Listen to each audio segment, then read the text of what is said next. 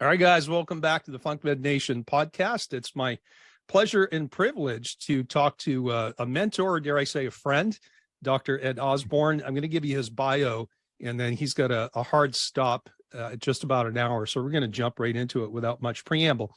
Number one ranked iTunes podcaster, best-selling author, and two-time Two Comma Club winner. Dr. Ed Osburn is one of the leading visionaries in the chiropractic industry.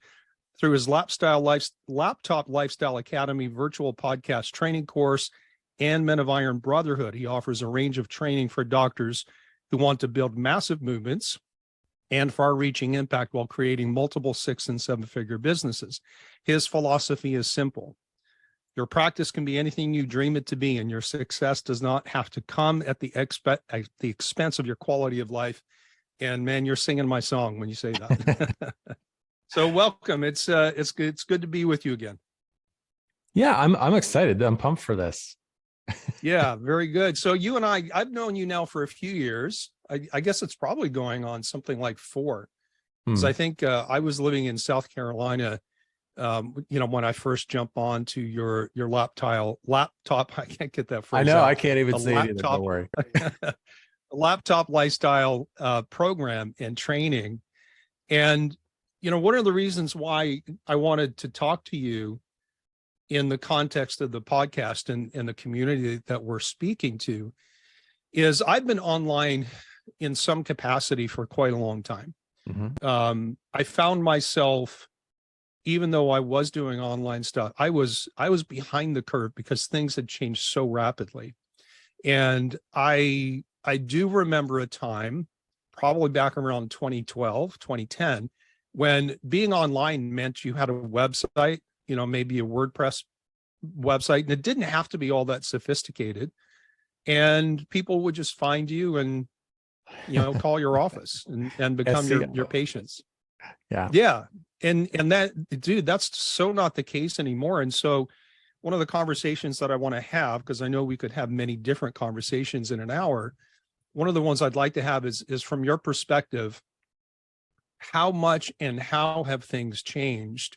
And maybe we can preface that with how you got started in this, because like so many experts I've spoken to, necessity drives innovation, and you kind of had a crisis in your life. So if you don't mind, let's go back and do like the 3-minute Ed Osburn origin story. How'd you get into this whole thing? Okay, so I'll say Edmonton. It was St. Albert, which is kind of like this bedroom community outside of Edmonton.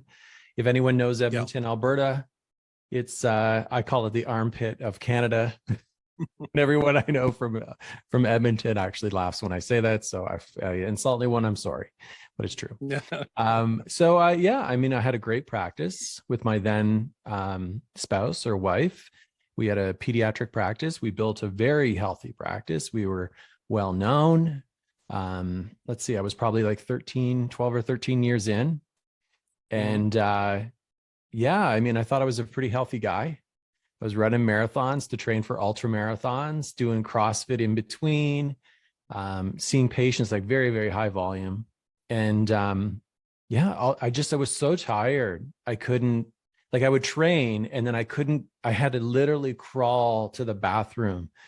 I couldn't walk, and that would last for like 2 or 3 days until I feel better again. And then after test, I was like the subluxation, the definition of a subluxation doctor, right? So I put off going to a medic forever. Finally went in after probably 6 months of this. And they're just like, man, your iron is so low, like your hemoglobin, blood oxygen. We don't know what's going on. Like your blood, like I was borderline blood infusion. And it took about probably, like, long story short, it took about 6 months, another 6 months for them to figure it out. They just went one system at a time, heart, right, lungs, and they checked everything. And finally they just did a scope, and they go, man, you got like one of the worst cases of Crohn's disease we've ever seen. They're like, it's like hamburger. And they like couldn't understand how I functioned, how I ran marathons like this, because it must have been going on for a long time. I was 39, 40 years old, I guess, when it happened, when I was diagnosed. Yeah. And once that happened, everything just spiraled and went downhill. So eventually 6 months later, I'm in surgery. I couldn't practice anymore. I'm sitting at home going, what the heck am I going to do? And I started listening to podcasts, and I'm like, man, I don't think these people are that great. I think I could do this. I know my ego, right? And so, yeah, I'm like, I don't know any real chiropractic podcasts. I think there was one out around the time. So I was kind of an innovator at that time. And then, yeah, so then I created the TCP, the Chiropractic Philanthropist podcast from my basement. And I just went hardcore, went all in. So content marketing, I had nothing to sell. And here I am. I mean, 7 years later, like crazy. Actually, no, it's more than that, like 8 years later.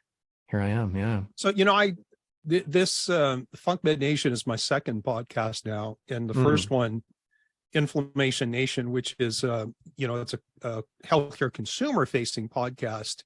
I launched just a little over a year ago, and that's done relatively well. And it's so hard to gauge success in a podcast, with stats and numbers and all that kind of stuff. And I got into that because of your influence and suggestion. And Melissa Longo, who I did an interview with Melissa a couple of weeks ago. And, she has her own origin story, of course. Yeah. And I was fortunate in the sense that when I did decide to do a podcast, there was some training available. Like, how did you figure it out? Because I can't imagine back at that point that there were a lot of people out there going, here's how you launch a successful podcast. Well, I just did it the same as probably anyone else who might be listening to this right now. They think, okay, well, I can just do this on my own. I'll figure it out. So I did YouTube, I mean, there probably is enough information out there that you could put something together. The challenge is why try to just, cut and paste something together that's probably not going to be too successful when there's people who have gone before you, the innovators. And so John Lee Dumas, Entrepreneur on Fire, I bought his course. I think it was called Podcast Paradise or something. Okay. That was a long time ago. If anyone knows John, he's an incredible guy, smart guy.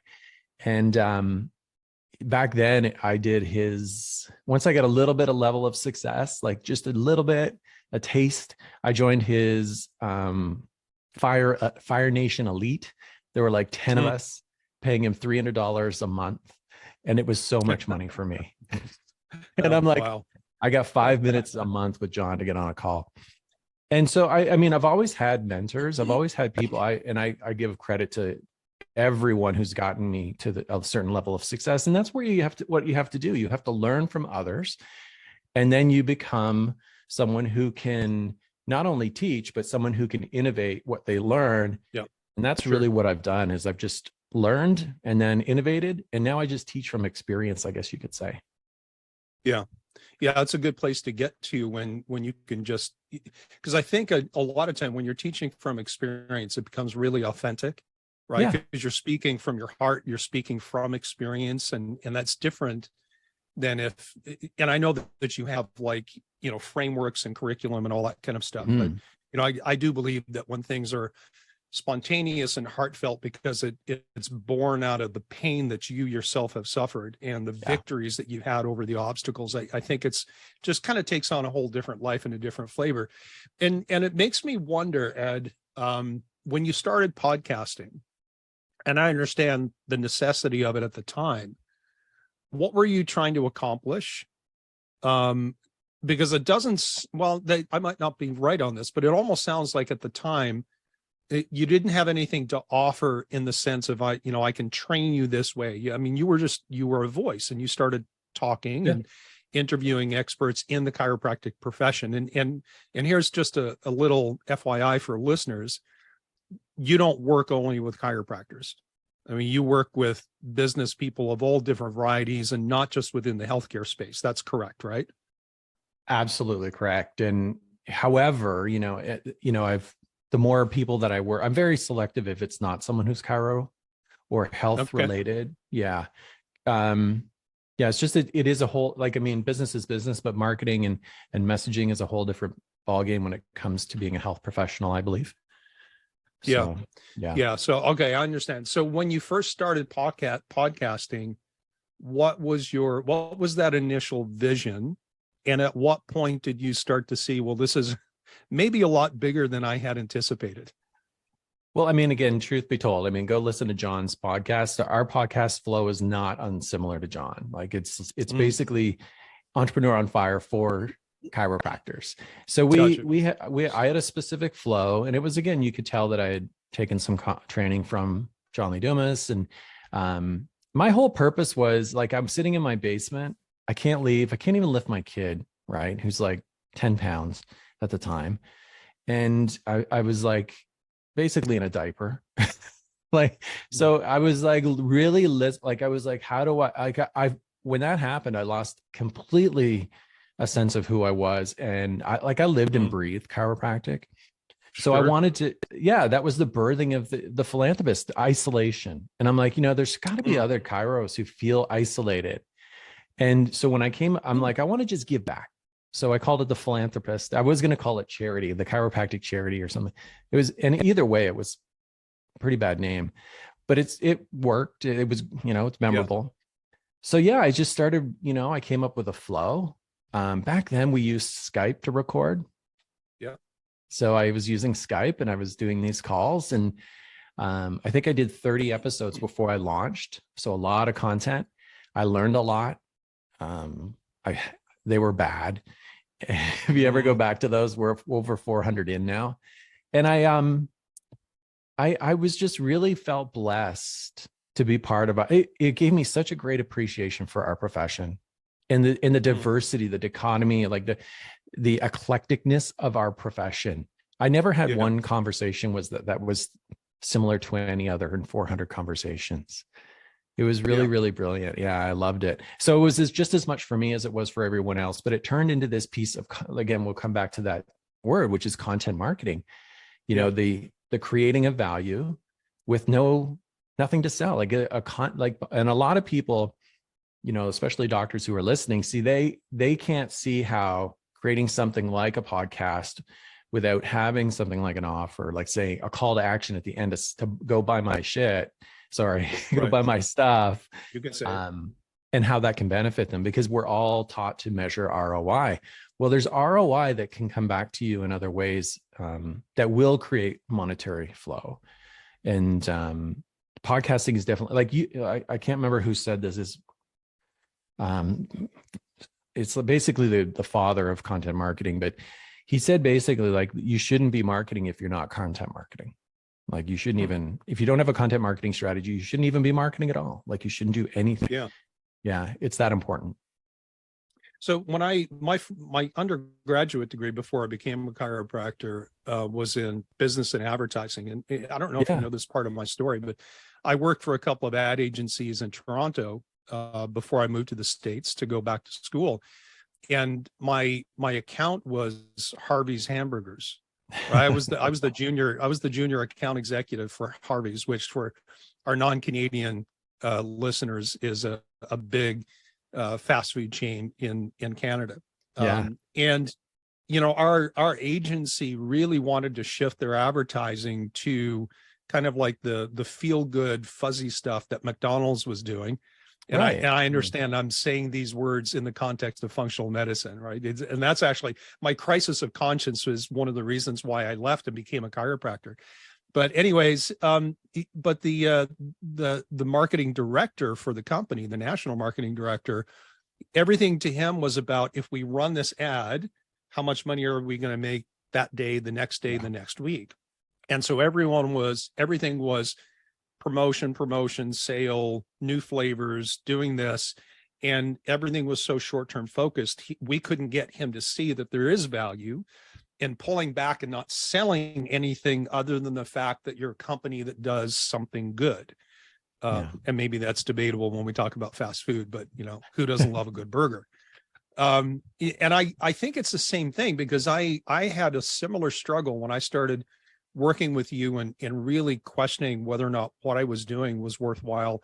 And it took me a while to get out of the mindset of I need to sell something.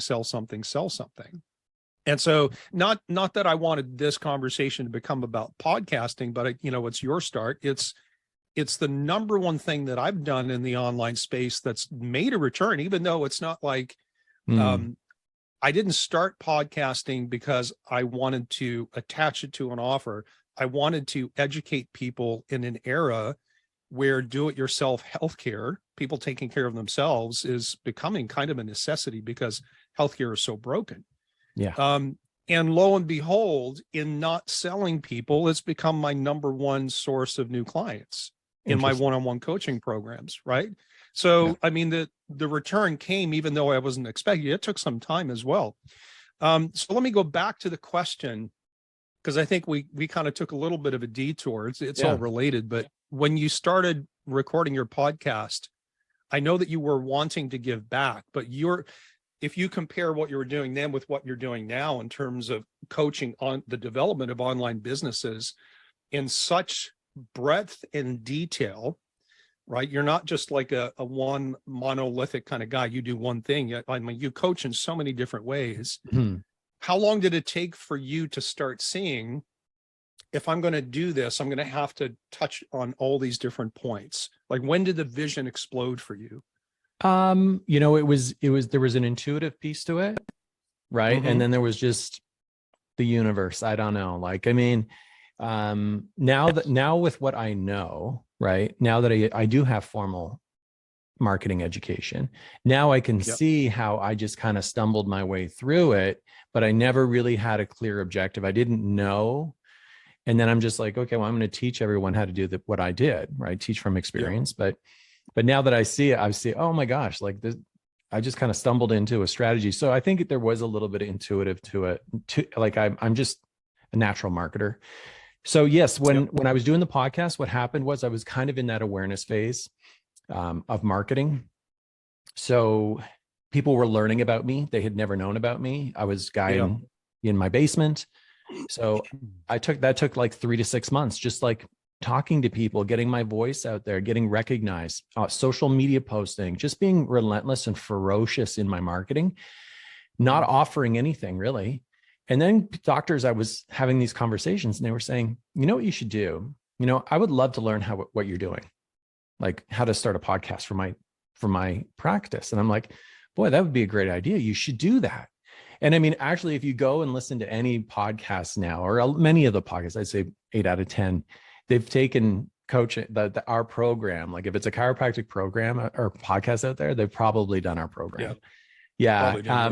If they're doing anything meaningful, for sure. So yeah, I just like, I'm like, maybe this is what I should do. I should teach people. So I created a course.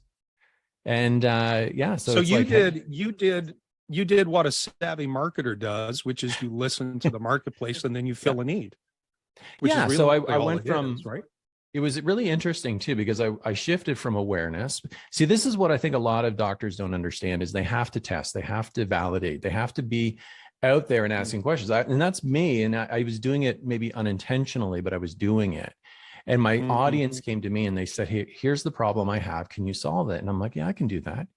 Then I moved into thought leader, which is like, okay, I'm an expert now. I have results. Here's my results. I'm going to teach a couple people how to do this. Did that. They got results. Then we went and it blew up. That was my first course. And I'm like, hey, now I'm just going to show other doctors how, because docs were coming to me saying, how do I create an online course and launch it? So then that's kind of the natural progression into teaching and coaching and online products and services, e-commerce. Yeah. So there's two things that pop to my mind out of just that little snippet that you gave. The first one is describing for people listening this development or this progression from aware to awake. Yeah. Right. And I learned that with you when we did the training. Just kind of walk people through that, because most of the people listening, I would imagine, they don't have business backgrounds. They might not be natural marketers. This stuff doesn't come easy to them. And I'm sure that there are a lot of people out there who would like to do this stuff themselves rather than just hiring someone and say, go do this for me, which I know that that's an option as well.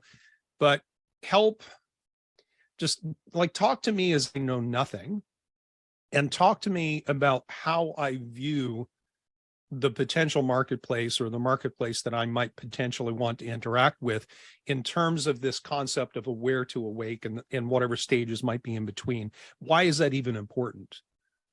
Well, I mean, if I kind of even back up, because I feel like, aware, awake, and well, it's unaware, awake. Hold on, how does it go? Unaware, awake, active. So like people who are Active. actually buyers. If we back up and just make it relevant to content marketing itself, which is Yep. brand awareness, then I would say that we're going more from unaware or awareness. So a lot of people will be in that phase, but they quit in that phase. And that's when you're just creating content and doing validation and testing to see what people want. If you even follow me of any, like, I don't want to date this podcast, anyone could be listening at any time, but I've been doing some awareness phase for a new podcast. I'm like putting things out there, hints, asking questions, and I'm getting some really great feedback, and we are executing on that. Then you'll move into what's called you progress, your brand maturation moves into like thought leader. So that's where you're creating content. Maybe you've been doing this for 3 months, 6 months, really connecting with your audience, not really offering anything, but value. And once people start seeing you as an expert, once people start seeing you as an authority and they're getting a ton of value, then you can move into what we call I would say is a storyteller. And a storyteller is someone who now you connect with people on a deeper level, because I like storyteller because people buy on emotion, right? There's so many people out there in online business, right? And once you move into storyteller, now you can make an offer and you can go, okay, look, we've connected. You understand me. I understand. You don't understand my story. I understand your story. Now let me give you a product story. So here's what I'm going to sell you, right? And I think that's where podcasting comes in or we could say video podcasting, or now it's like TikToks. And by the way, your Instagrams are great. And your reels and TikToks, they're amazing. They're awesome. But those are like little mini podcasts, little mini, pieces of content marketing, right? That establish you as a thought leader. I'd say that's where you are, right? And then there's probably some sort of storyteller coming. There's like some sort of offer that you would have, whether it's for B2C or maybe even B2B, right? Client or business to business. Yeah. Yeah, for sure.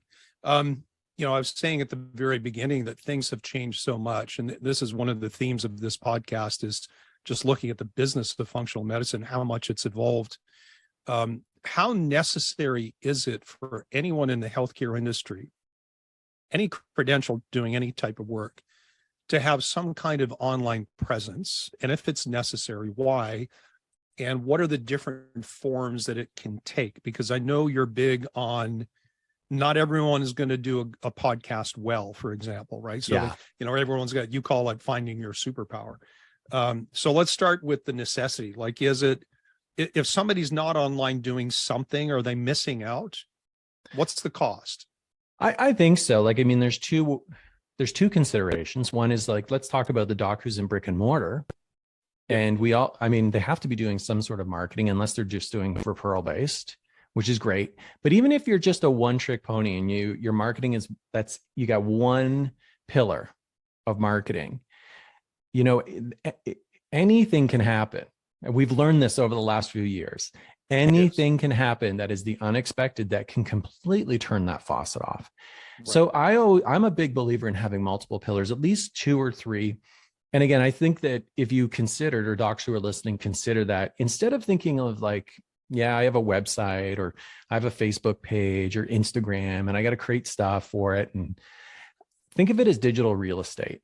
Like you have to have a piece of digital real estate for people to land, people to learn, and people to come in. And it's getting more vital every day, like more and more vital, especially with all this AI that's being talked about. Yeah, and like a whole new era right now. Oh my gosh. It's crazy. It's like, I'm going to do a webinar on it next week. If you're not learning AI and how do you leverage that for your messaging and for education and for standard procedures in your office, then you're going to be behind. But if we were to look at docs who did have, like, we take it a step further and we go, look, what if I had digital real estate, but I had something that's an intermediary, which is a vertical scale of my efforts, where someone could invest in an online product, like an e-learning, a course, continuity or membership, one-on-one consulting, So something where people don't have to necessarily come in my office, but I can still get them results. And that's where I see, we have, the interesting thing is the people that I've worked with who are super successful, who are docs, right? They're all functional medicine docs. They're like really, really successful. And these are people under the radar. Like if I said who they are, you'd never know who they are, but they're doing like incredible amount. They're helping an incredible number of people, and they're earning like 6 figures a month online. Wow. Yeah, it's crazy. And so in keeping with the tone of the question, like the different ways that you can do that, is that by monetizing a podcast? Is that selling a course? Is it doing challenges, paid memberships and communities? Like what does that success look like? Well, again, if we stick it to the theme of functional medicine, I would say that, docs who are within this marketplace, most of them are doing some sort of content marketing, some paid advertising. There's a time and a place for that. And they're really running them to some sort of to an educational landing page. So that would be either some sort of a challenge. So it could be I have docs who are doing a 5-day challenge, and then they're offering something at the end. And then I have docs who are doing live webinars. I know one doc who's doing an automated webinar, doing it really well. So there's an educational piece. And then from there, they put them into a conversation. So there's always a dialogue. So they don't sell them something right online. They put them into, hey, let's have a chat, right? And from there, they qualify whether or not they can help that person. So is the whole point of doing something like a challenge, and they can be either free or paid, and there's pros and cons to each one of those. Mm-hmm. Is that just another opportunity to educate without necessarily selling, but it's an opportunity to develop familiarity? Yeah. Yeah. Well, we talk about the asleep, aware, awake, active. So that's the process we take people through. So if you think of someone who just learns about who you are and you want to take them quickly through that process, which is like a sales cycle, to becoming someone who invests and trusts and invests in you, a challenge makes it gives them an opportunity to do that very quickly. You could do that in 7 days, where if you were to do it in email marketing, it could take months, it could take a year before someone might open enough of those emails to buy, right? Listen to enough podcasts before they invest, watch enough videos. Yeah. So webinars typically will take them through that process a lot faster if you do it right. And challenges. I remember, when webinars became a thing, evergreen webinars became a thing, and then evergreen webinars were no longer a thing, and now it seems like they're a thing again. So what's up with the industry? Is this just the fickleness of the consumers and just like how they're paying attention? Because even in the last couple of years, you've had the rise of TikTok. You've gone from long form sales letters to video sales letters to now, originally it was, the very short Instagram videos and the TikTok, and now TikTok's expanded. And, I said to you at one point, TikTok's a freaking cesspool. I didn't want to be associated with it. And now it's like a legitimate business channel. And if you're not on it, you're missing potential conversations. Yep. So why is it you think that things change so quickly, and how aware does someone in the functional medicine space who wants to do online something, how do they keep their pulse on everything without kind of getting locked into, well, this is what I do, and while they have their nose to the grindstone, everything is around them is changing, so that eventually what they're doing isn't working, and now they don't know what to do because they haven't been paying attention? Well, I would say start now. Do something now, learn something now, something that you don't know, right? I mean, if you don't know TikTok, go take a course, you can buy a mini course, go to YouTube, there's a lot of free resources. If you don't know Instagram Reels, if you don't know how to set up your Instagram, and don't just feel that you're going to farm it out, because that's what a lot of docs, especially functional medicine docs, will do, is they just say, hey, I'm just going to hire someone to do it for me. But they never have a complete understanding of how that stuff works. So I encourage you to go learn. This is evolution, expansion is learning. That's the purpose of life. So Right. I think we need to master new things. So I would say, Yeah. number one, start now. Number two is like, if you think it's accelerating fast now, wait another year. Like, you won't even know in a year whether you're talking to AI or whether you're having a conversation with a person. So what's going to be the commodity in the future, I feel, is humanism, like the human intelligence, right? That one Wow. factor that we can't replace. So, yeah, and it's already happening. I had this conversation with a high level online salesperson. He's like, salespeople are going to be replaced because AI have no feelings. They don't get their feelings hurt. They don't take it personally when someone says no. They are relentless, and and there will be AI that will be literally selling people their products online. And it's going to be the same when it comes to booking new patients for your practice. And it's going to be the same when it comes to giving recommendations. Like, people are already using OpenAI to ask for, to give them solutions to problems they have, just like Dr. Google. Yeah, I know you can go to OpenAI right now and say, what are the best supplements for Crohn's disease? Yes. And you'll get a list, and that list is an AI generated list that's derived from calling what's published in the literature. It's not just, hey, that person on that website say take this, and so that's what I'm going to put in the list. It's, it is true artificial intelligence. I saw something, and I didn't expect the conversation to go in this direction, but I'm kind of glad it is. And it fits with the theme of, oh my, how much has changed. I believe, and it was just a headline that flashed. I didn't stop to read it, but it was something about AI passing a medical exam. Yeah, no doubt.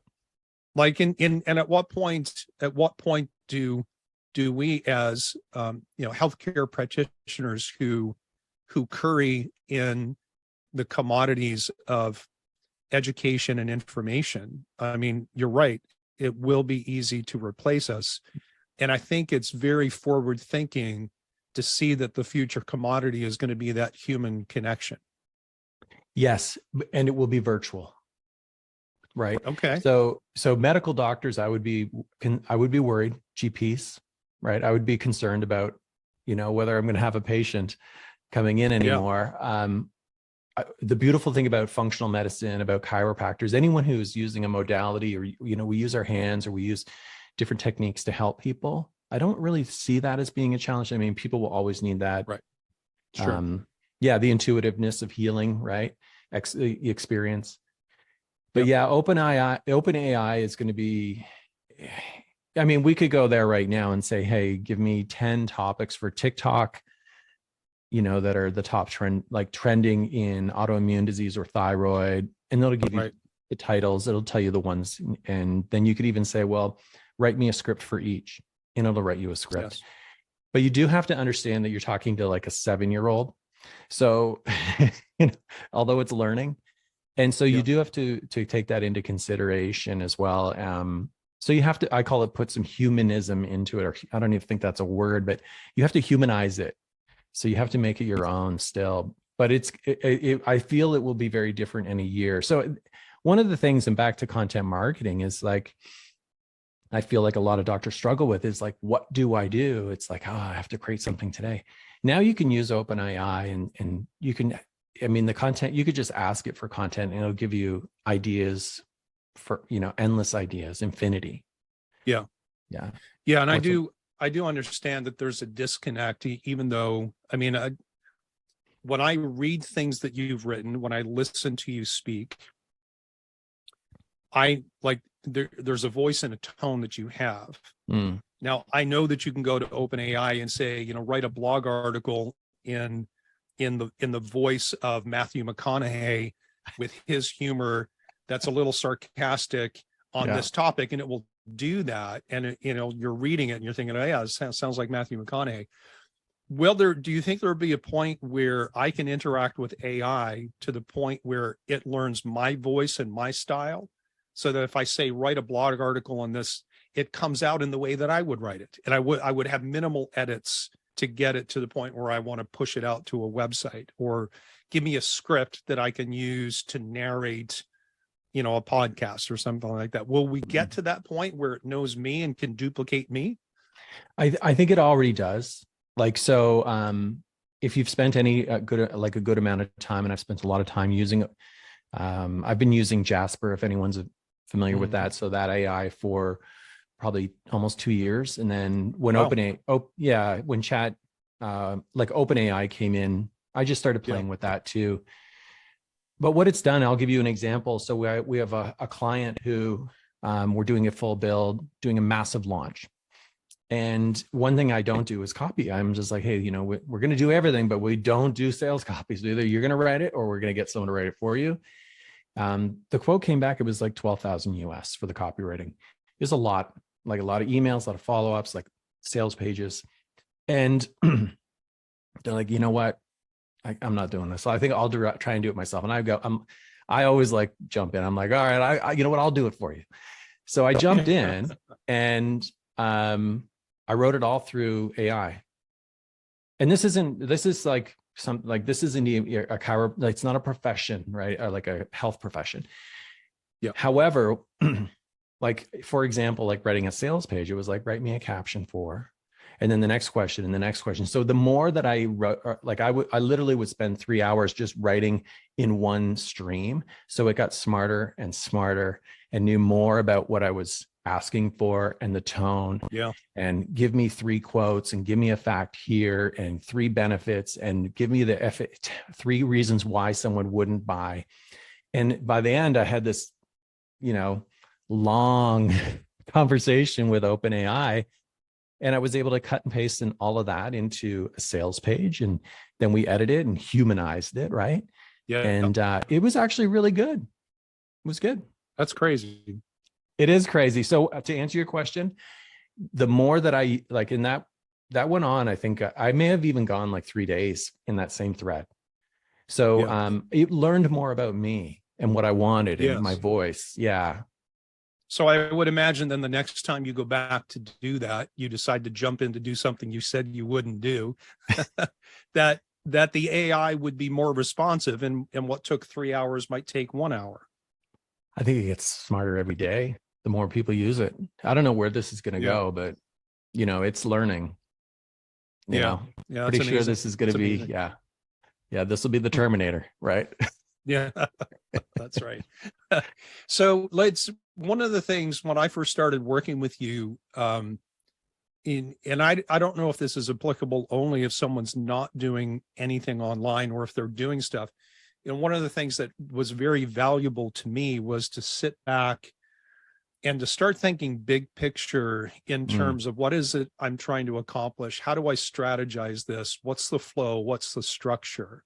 So would you recommend that somebody just pulls the trigger and starts doing something, or is that wasted time and efforts if it's not aligned with, let's call it a purpose, right? And if it doesn't have some kind of a structure behind it. So like, because you can do one, like you can plan and never pull the trigger, or you can pull the trigger without a plan, and both of those are problematic. Yeah. I think everyone has to start with a mission, like a noble cause, a vision. Otherwise if it's not heart-centered and it's not something that's a passion, you'll probably give up, because here, let's say this, state it right now. I apologize because I did this years ago. And for every other marketer who said this is easy, because it ain't easy. It maybe it is easy, but it's not simple. Like, it takes time. And most people are not willing to be, punched in the face that many times and keep getting up. So it works. And it always works. Like, I don't know anyone who hasn't been relentless at this that did not eventually, become successful. Sure. So I would say, like, you have to have a mission. What is it? Why am I doing this? I think you need to look at your values. Like, what are my values? Like, do I value my time with my family? Do I want to be in my practice? Do I want to spend more time with one-on-one clients? And because once you know what your values are, then they're able to, like, my values are very high, like in terms of my time, but I'm an adventurer. I love traveling. I love getting in the mountains. I can't do that if I have 30 one-on-one clients. Right. So starting this month, I have like 3. And all of our coaching, all of our group coaching is done by a head coach. And it's just, it's because of my values, right? And I think everyone should go through that process and not create a monster.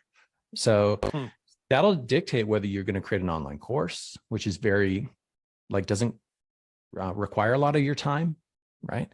It's going to dictate whether you want to do group coaching or consulting, whether you want to do one-on-one high ticket consulting, or whether you want to have a continuity or a subscription model. You have to know what you value before you make that next step. I hope that answers your question. So look at your values. Yeah, no, I think it does. Yeah, because each of those choices has a different mix of demands on your time and your resources. Absolutely. And learning. Right? Yeah, for sure. What are some of the obstacles when people, like you said, that a lot of people give up when they start posting online?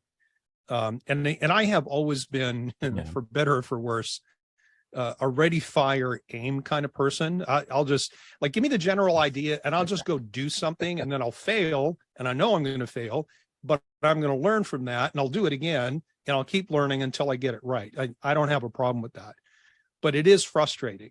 Like when you post something, you start doing Instagram reels, and like, I have a friend of mine he's up in New York, and his Instagram exploded. He went from like 200 and some odd followers to 350,000 in the span of just a few weeks.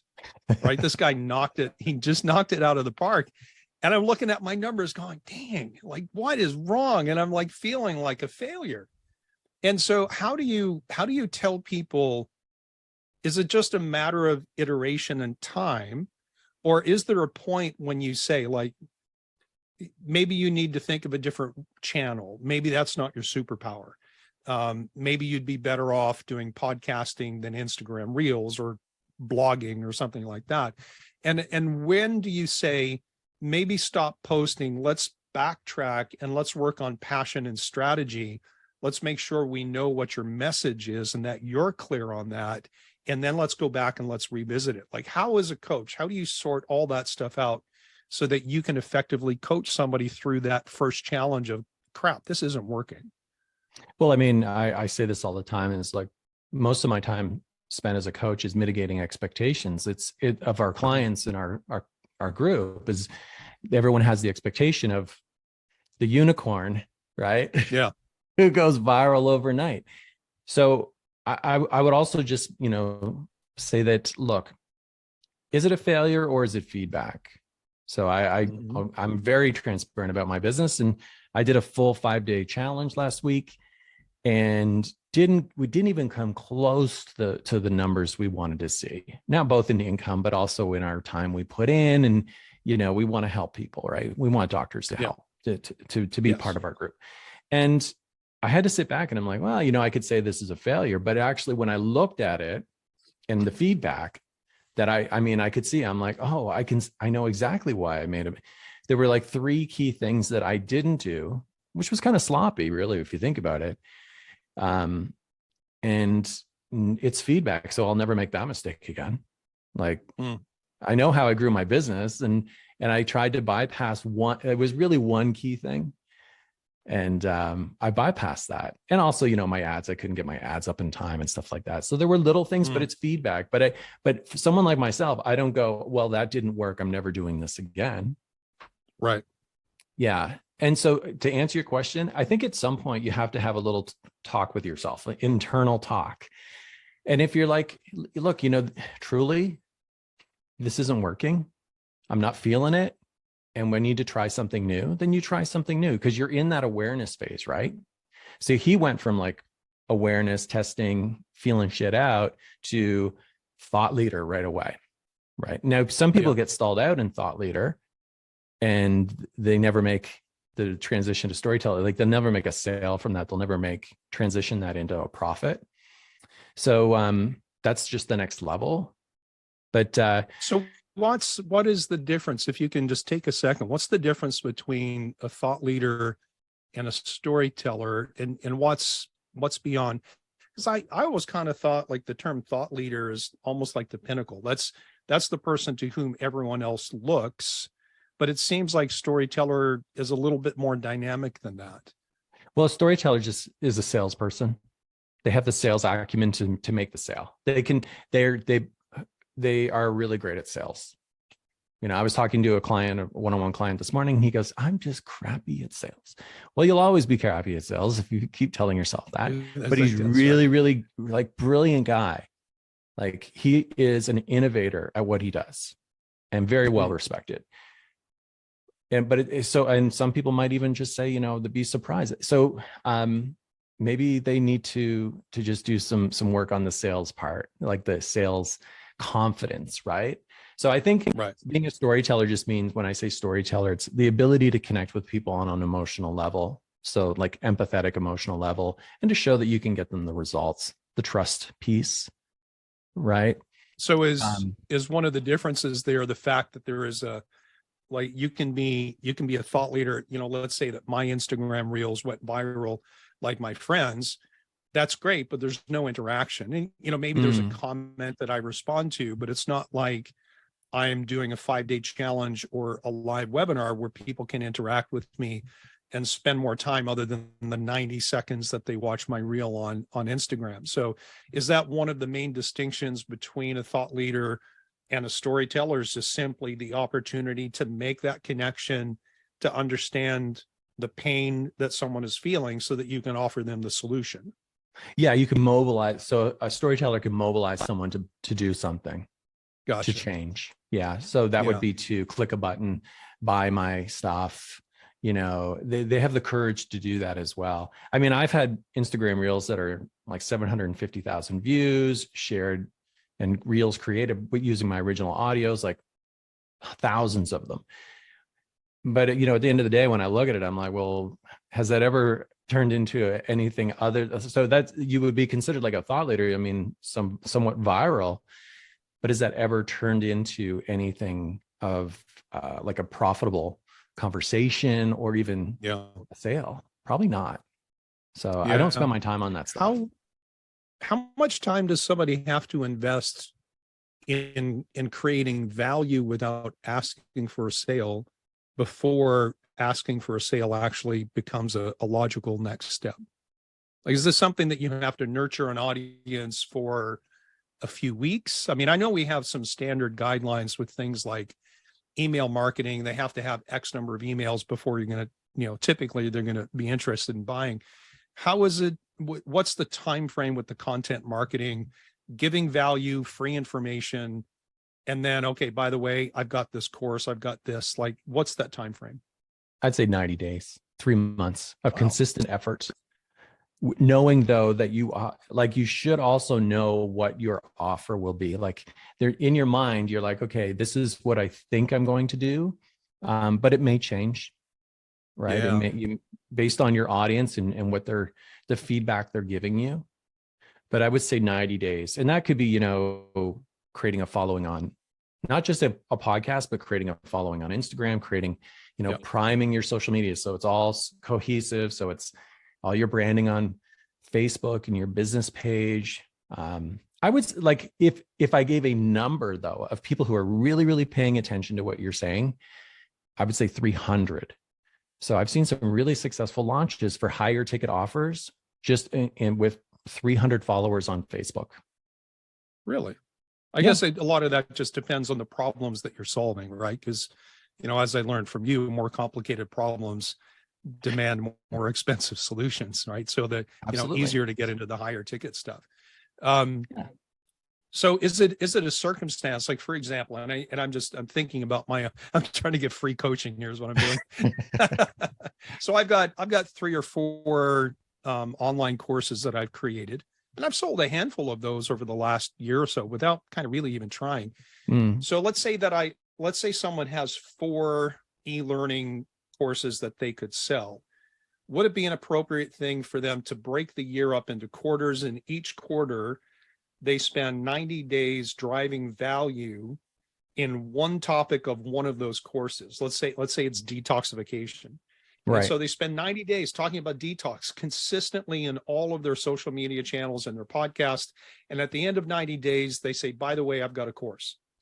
And now we're into quarter 2, and now it's thyroid. And so I spend next quarter talking everything thyroid. And at the end of that quarter, guess what? I have a thyroid course. I mean, it kind of, is that a reasonable way to do it? Yeah. So basically many different ways. Yeah, there's like little pilot launches almost. So you launch something, onboard people into the course. You stay a couple of weeks ahead of them creating content for say 3 months. Could be less, could be 60 days, could be 90 days, or sorry, 30 days. And then, you have a packaged course at the end. Now here, I'll just say this as well. The enemy of production and income is good ideas. So how many of us get distracted with shiny object syndrome, right? It's like, oh, I'm going to go chase this and that. So long as you're not creating new courses to keep yourself in production mode versus avoiding sales mode, then I would say, more power to you. Keep going.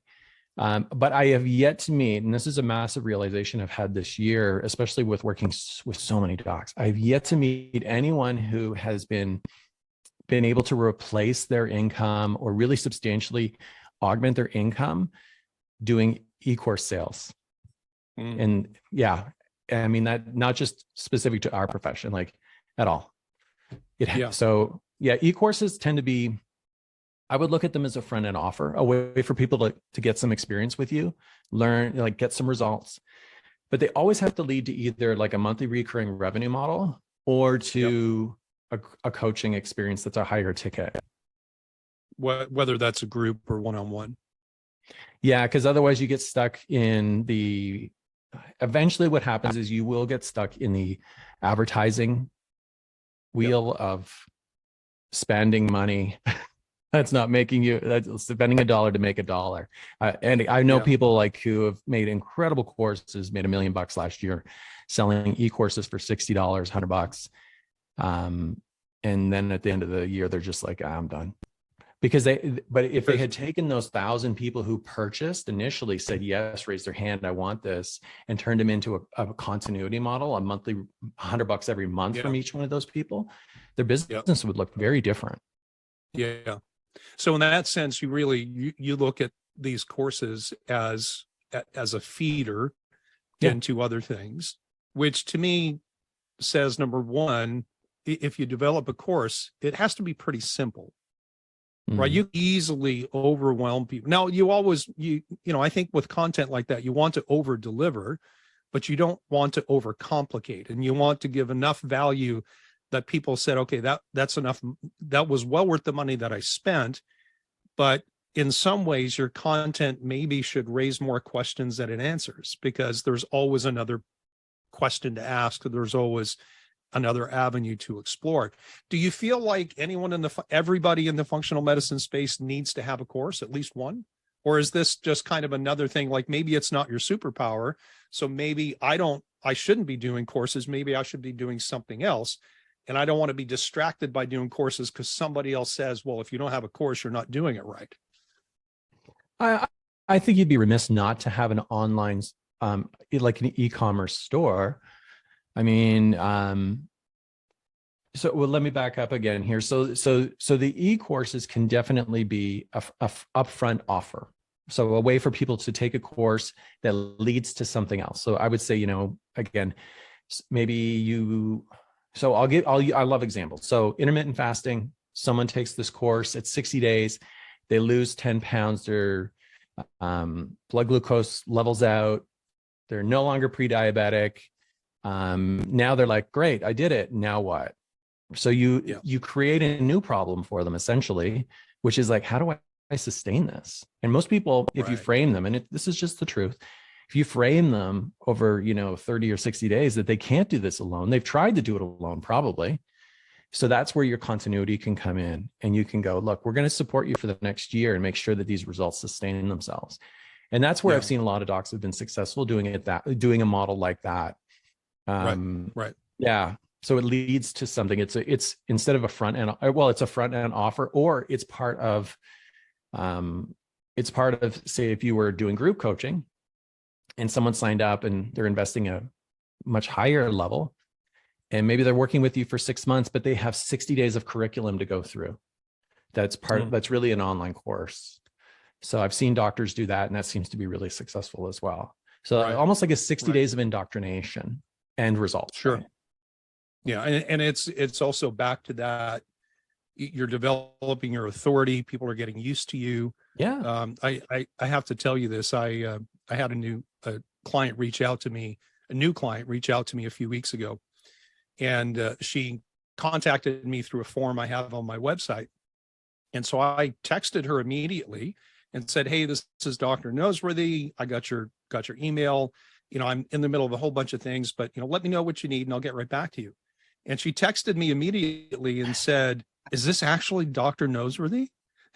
And yes. then I laughed out loud because she said, "Excuse me while I have a fangirl moment," because she'd been listening to my podcast and I was laughing. I was like telling my wife, like, "Hey, look at this. This is really funny." But so I mean, I've seen all these things in action, which, of course, then reinforces the fact that you must be doing something right. I know we're probably getting close to the time when you need to hop off. Well, my doc actually just messaged she's not feeling well. So okay. So I got I got a few extra minutes. So don't worry. Okay. Yeah. All right. So let's ask the question, like, what's the first thing if somebody's been sitting back, they're in the functional medicine space and they're thinking, I need to do something online. There's so many options these days, right? It's not just, hey, you can build a website. It's all the different social media channels. Let's not even talk about the whole AI thing, which is probably the shiniest of all the shiny objects to be distracted by. But eventually a necessity. I understand that. So how would you tell someone to get started? Like, how do you say, okay, do you tell them pick one channel, get on all channels?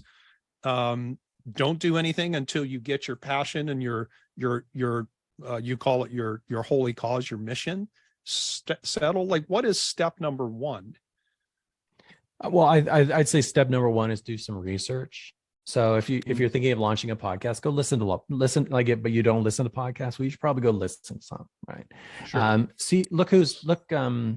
Look who's doing it successfully, right? Success leaves clues. Start watching, some like Dr. Jockers, I think, is out there. Like, I mean, he started as a content marketing, and now look at where he is. Yeah. So I would say do some research, kind of see what kind of resonates for you. How could you make your, this unique for you, your USP, right? Like, what makes you unique and how you could create something. And yeah, you do need to have a mission. Like I would come up with a mission. Like I know what my mission is this year. Like I am, 100 doctors. Before I jumped on this, I messaged a doc. I'm like, we are on a mission to help 100 docs this year. I don't care. I'll do whatever it takes. And know exactly what your mission is. It can shift a little bit maybe as you're learning. Right. But I think you have to start there. Those would be the first things I'd say to start with. Content marketing is easy, I think, for docs, though. Why is that? Why do you think that is? Just the endless topics that you can talk about? Well, you may not like this answer, but I think it's your ego. Not you, but specifically, I'm saying to anyone listening, I think it's doctors' egos, because we know a lot, right? And we want to tell people, and we want to help people. And so when it comes to doing a podcast, whether you're interviewed or you're interviewing or, someone else, or you want to write something about your, that's expertise or results you've had in your practice, like we know more than the typical Joe, I would say. And we're the upper echelon of education. So, I think content marketing is really easy for docs. It's just, they get stuck in it. It's like the dopamine rush of like, oh, I got 150 people liked my TikTok, but they forget to go to the next step. Right. So they get stuck in that cycle of just content and, and then never 2 years later, they're like, I'm not making any money doing this. Well, I'm burnt out. Yeah. Yeah. So what about educational learning and coaching opportunities that you provide that anybody listening might want to avail themselves? I know that you've gone through a big restructuring in the last couple of years. So, Last at year, one point, laptop lifestyle, and then you had online empire, and, you've done a whole bunch of different things. So kind of cone it down to what is Ed doing these days, and how can someone get started if they want to start learning from you specifically? Yeah. So, well, I'll start with the podcast. So thechiropracticphilanthropist.com, right? So you can go check it out. I mean, our site was having some challenges this morning, but it should be good now. That podcast, actually, I've handed it off to a new host. So we have a new host coming in, and I'm creating a new podcast called Bold Conversations. So if anyone wants to go and look that up, it'll be out in about 3 or 4 weeks. Yeah. So I'm excited. It's time to burn some ships and move on. There you go. So that's step one: learn, research, learn a little more. You can head over to Dr. Ed Osburn, osburn.com. And we have basically a landing page. You can learn more and even set up a time and just schedule a time to talk. But we basically have 2 ways that we help docs now. So one is done with you. So we give them, we have well over 450 hours of online content now, or learning content. Right. We've really streamlined, systemized the program. We took 12 months to go through our system and see how's the best way we can support our members. And we really pulled back last year to really focus on 2 things our members were asking for: accountability and, I guess you could say a direction. They wanted to know where stuff, even though we had all this content, they didn't know where to get it and where to find it. Yeah. Because we have so much. It's a black abyss. And that's when we brought Jay in, because Coach Jay Warren, I think he's the first graduate of our program ever. Highly successful when it comes to his content marketing. So his podcast is one of the highest downloaded in pediatrics today. Yep. And he's got an incredible program. It's very high ticket that he sells. And by the way, it took him 2 or 3 tries before he found it. And so now he's coaching from his place of experience, but also he's using all of our systems and tools. So that's the one place that we work with docs. It's basically a year program. And then we have another way that we work with docs, which is people who come in that are already pretty successful. They've had sales. Maybe they're in the 10 to 30,000 a month range. We're actually doing full builds and strategy for them to get them to the six figure a month range. So that's our UFW social marketing. And we have a number of clients who have come on board on that. So what does full build mean, so that everyone understands that? Well, so most people don't once a doc gets to, they'll usually hit a ceiling between the 10 and 30 range. And at that point, they need to start scaling out by getting, some ads up, start reinvesting back in the business. They need to have a real clear customer journey. So what we do is we set up all of the email sequences for them, all the nurturing. We look at their coaching systems. We do a full social media audit. We look at all brand cohesiveness. We create all of their branding for them, or recreate it if we have to. We put everything into their e-learning library. So we create an academy for them, sales page, web page, you name it, we do it. And we spend about a year working with those docs to get them to the next level. And those are the docs who, again, it's not for a doc who's coming in going, what should I do? These are people who have already validated that they have sales. People are raising their hands saying yes, and they're ready to just blow it up. And Gotcha. So it's pretty cool working with those docs too. Yeah. All right. Final question. What does, I think I know, because I've seen all the posts of you skiing up in the mountains. What does Ed Osburn do in his spare time? In my spare time? Well, if I'm not with my kids, because that's also something that's changed over the last year. It's interesting being a 50% dad, full-time dad, but 50% parent, and then running a full-time business. Yeah, I love skiing, man. I skied when I was a kid, loved it when I was a kid, did it forever. And then I hadn't skied in probably 20 years. And I got back into it February last year. So I'm 53, double black diamonds, dropping off bowls. Yeah. I'm going to Sunshine, Banff, Rockies. If anyone can come out here, I'll give you a tour. It's amazing. It's just God's country. So Yeah, it is. Yeah. love Well, it. I might Yeah. argue. I think Newfoundland is God's country, but I haven't got out there. Although I have an yeah, RV, right? So I might that's get out right. there this Yes. year. Yeah. It obviously it's a completely different flavor than out in the Rockies. Have you ever been to Ireland? No, no. Well, if you've seen pictures of the Irish coast, Newfoundland is like that. It's called the Rock for a reason. It's just nothing but rock. Yeah. But it's just rugged, and it's just rugged and beautiful in a different way than the mountains are. Although there are some mountains there, they're smaller mountains, but they're still mountains. Yeah. Yeah. Well, listen, that Kathy and I are on the road all the time, in the RV, and if we're ever up in your area, I told you once, I'm going to knock on your door, Yes. and maybe we can meet and go tour the mountains for a while. Yeah, absolutely. Like I said, I have a B-class RV. It's got the laptop lifestyle all written all over it on the Yeah. wrap, and I drive that thing around all summer. So Yeah, no, that's awesome. That's very cool. Well, listen, I would love to invite you back at any time. There's so much more to talk about in terms Yeah. of the online space and how things are changing. And we could probably have a talk in 6 months and things would be different at that point. Absolutely. Especially, yeah, with how fast it is doing. But I appreciate your time and your insights today. And I have to say, just a little personal testimonial. I coached with you at a time where I was so confused about what to do and why I was doing it, that you gave me a lot of clarity. And I know that's one of the things that you teach, is that before you can connect with people, you have to have the clarity in your own mind about who you are, what your passion is, what your message is, and ultimately what you can do to help people solve the problems that they're facing every single day. And that was tremendously helpful. So I can't recommend your services, your coaching more highly than that. Well, I appreciate it. Thanks for being here. All right. My pleasure.